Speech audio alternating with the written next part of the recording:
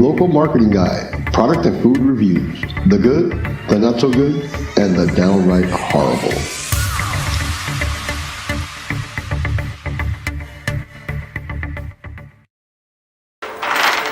So hello, I am Camee. I'm running the video game museum Level Up in Tallinn, Estonia.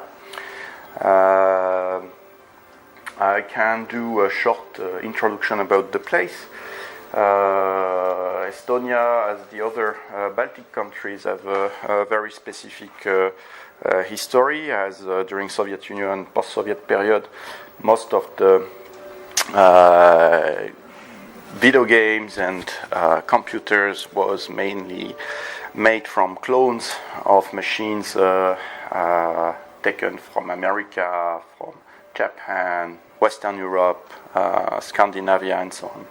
As here, for example, you can see, probably you know, the ZX Spectrum. So here we have like a clone of the ZX Spectrum. Here we can have, for example, Pong systems. Only 5 different models were produced from the 70s, compared to rest of the world, where almost 750 different models were produced. This, for example, after Soviet Union collapsed, this kind of electronic game, kind of Tetris game, was very popular. Here is during, like, that was somehow like same period than Game Boy. That Game Boy never been sold in Estonia. As well, you can see here like the Nupagadi was a clone of Game & Watch. Probably you can, for the ones that are specialized of Game & Watch, they can say, oh yes, it's Egg. But if you compare with Egg, it has nothing compared. So it's mostly a clone of Mickey Mouse. That was cooperation between Disney and Nintendo. Of course, we have the Donkey Kong. Donkey Kong Game & Watch was pretty important. Here's the second. But on the first one as well, you have the D-pad that is actually the origin of a D-pad on any kind of contemporary controllers. Of course, here we have the Dandy. So the Dandy was a clone of the Famicom. So here is a mini Famicom, but was basically exactly the same design. It was built by a Russian company called Stepler, and it was produced in early 90s, right after Soviet Union collapsed. That is the most, would say, famous machine driving nostalgia for the people coming here.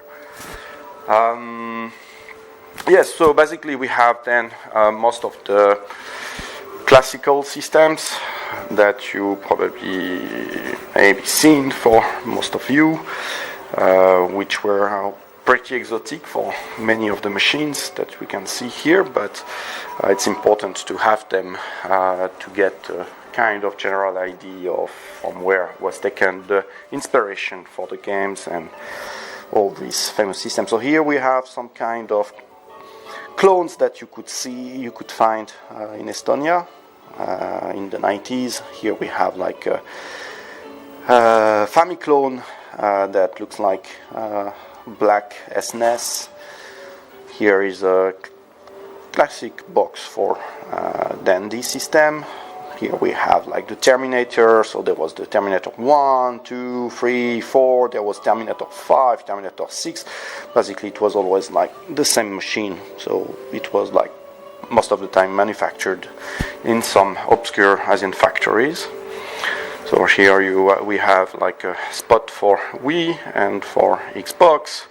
We have as well like a small library, as you can see here. You can try some portables, 3DS, and of course we have few arcades. Here you have arcades that was built in Estonia. There was only 2% that used to build most of them for the whole territory.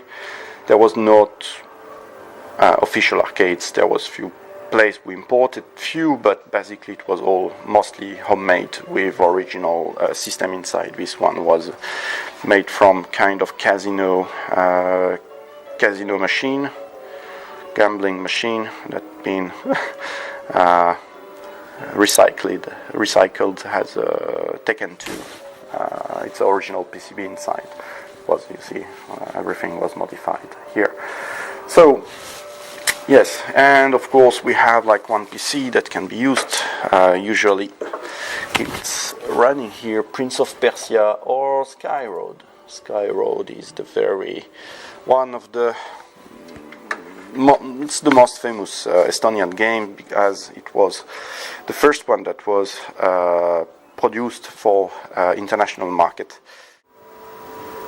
I think I made a pretty.